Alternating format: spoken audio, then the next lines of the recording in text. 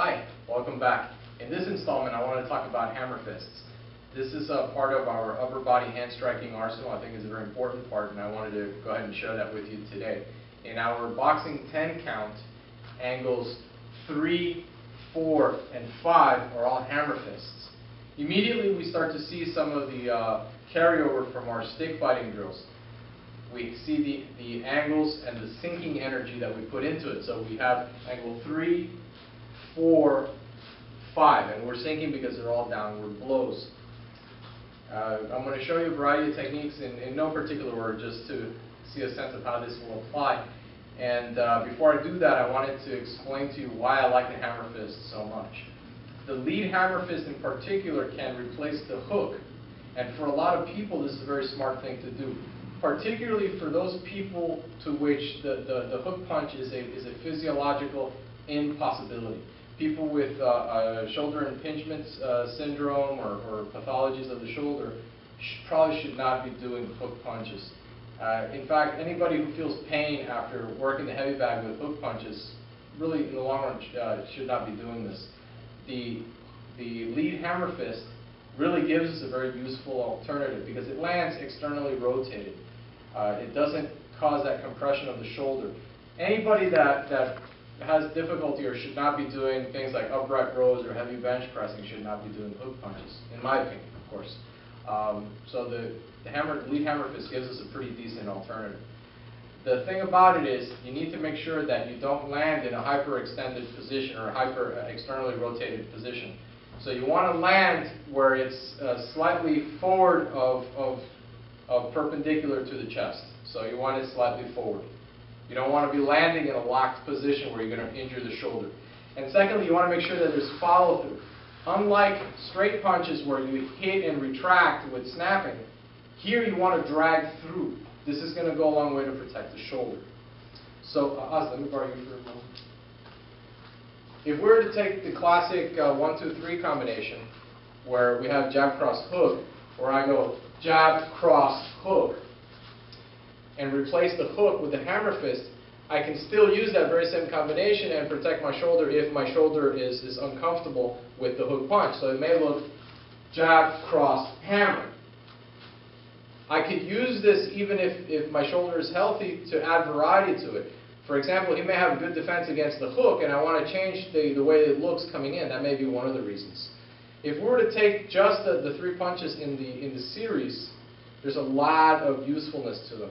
We can use them defensively and offensively. We just saw one possibility of using it offensively. Let's look at this defensively. It gives me a jab and cross. I hammered his cross, and now I have my combination going. Let's look at it from this angle.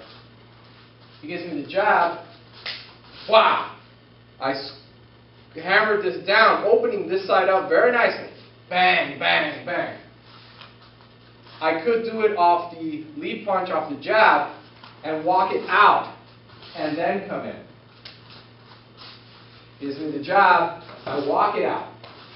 I come in. I can use it to follow up in times where he gets the better part of me. For example, if he ducks on my hook, go ahead and slip my hook on the jab, cross hook. So jab, cross, he ducks, now I have it again on him. Or if worse, if I do jab, cross, hook, and he looks to shoot in on me, just jab, cross, hook, now I have something that I can drop on top of him while I start to defend against that shoot. This gives me a lot of usefulness. In addition to that, the hammer fist really works very well with weapons. In this case, we're using a palm stick. This is our trainer, which we made out of pipe insulation. This is a great idea that my colleague, Sifu Courtney White, showed me.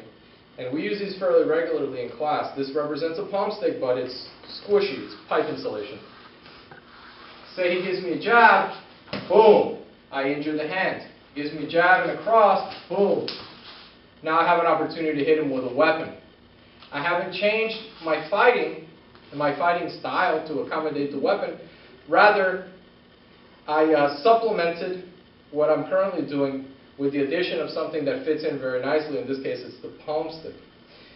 There's a lot of opportunity to use this hammer fist. It's a very user-friendly tool. It's one that I think everybody should incorporate into their arsenal if it's allowed. Obviously, boxers can't use this, especially amateur boxers. If you notice, the gloves in amateur boxing have the white line across the front. This is to make sure that you're landing on the knuckles. This tends to make fights more exciting. However, possibly in mixed martial arts, and certainly for street defense, this is a very, very viable tool. One thing that I do have to say is keep in mind the general rule of targeting. Soft weapons on hard targets, and hard weapons on soft targets. In this case, my targeting is the side of the lower part of the head, from the ear down, and the neck. If he rolls to cover, and I hit him in the shoulder, that's okay too, because this drag might keep him there a little bit longer for me to do other things.